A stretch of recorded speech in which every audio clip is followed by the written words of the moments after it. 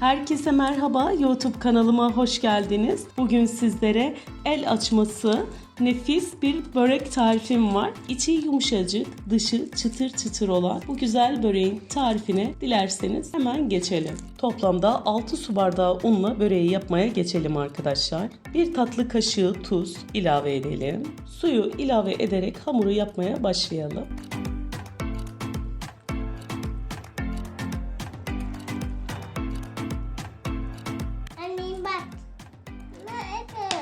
Toplamda 3 su bardağı da su kullandım arkadaşlar. Ve hamuru toparlamaya geçiyorum. Hamuru toparladıktan sonra 10 dakika dinlenmeye bırakalım. Hamur 10 dakika dinlendikten sonra arkadaşlar tezgaha alalım. Gördüğünüz gibi arkadaşlar hamurum oldukça cıvık. Hemen elime yapışır halde. Kıvamını bu şekilde tutarsanız açmasını da çok rahat yapabilirsiniz. Hamuru iyice yoğuralım arkadaşlar. Pürüzsüz bir kıvam elde edene kadar yoğurma işlemine devam edelim. İyi yoğrulmuş bir hamurdan iyi bir börek elde ederiz arkadaşlar. Hamuru iyice yoğurduktan sonra tekrar toparlayalım ve beze yapmaya başlayalım. İlk öncelikle ortadan ikiye böldükten sonra 4 bezeye ayırdım. Toplamda 8 beze elde etmek istiyorum. Daha önceden hiç börek yapmayan biri bezeleri daha küçük tutabilir arkadaşlar. Küçük olunca açması daha kolay olacak. Bezeleri yaptıktan sonra bir tepsiye alalım. Üzerini kapatıp 15 dakika dinlenmeye bırakalım. Hamur dinlendikten sonra bezelerden bir tanesini alıp açmaya başlayalım. Elimizle de açabiliriz ama arkadaşlar merdane kullanırsak daha pürüzsüz bir kıvam elde ederek açmış oluruz. Mümkün olduğunca un kullanmayalım. Hamur biraz cıvık arkadaşlar.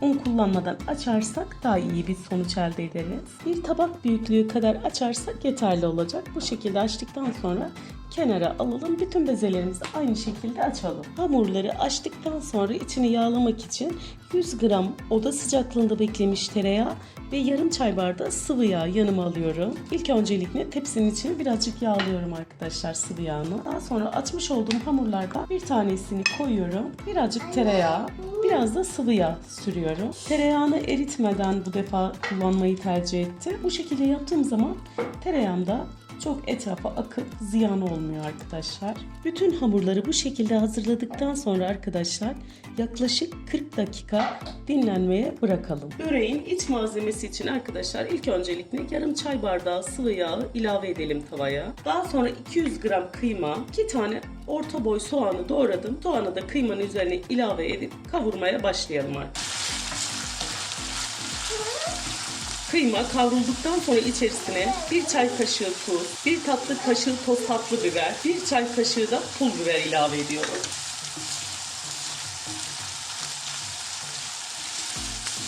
İç malzememiz hazır arkadaşlar. Ocağın altını kapatıp soğumaya bırakalım. Dinlenen hamurdan bir tanesini alalım ve açmaya başlayalım. Yavaş yavaş elimizle tutarak açmaya başlayalım.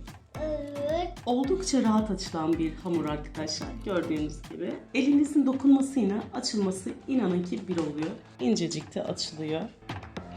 Uç kısımda içeri doğru birazcık getirip kapatıyorum. Kenar kısımlarını almıyorum arkadaşlar. Ziyan etmek istemiyorum. Kenarlarda oldukça ince yani. Birazcık tabii ki orta kısma göre biraz kalındır ama yine de ziyan etmek istemiyorum. Daha sonra hazırlamış olduğumuz kıymalı malzemeden içerisine koyalım ve üzerini kapatarak rulo şeklinde sarmaya başlayalım. Çok sıkı sıkı sarmayalım arkadaşlar. Boşluklar olduğu zaman böreğimiz daha da güzel pişer.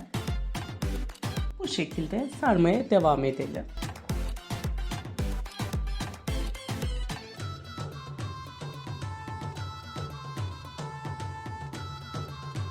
Rollo şeklinde sardıktan sonra istediğiniz şekli verebilirsiniz. Ben tepsiye direkt kullanıyorum.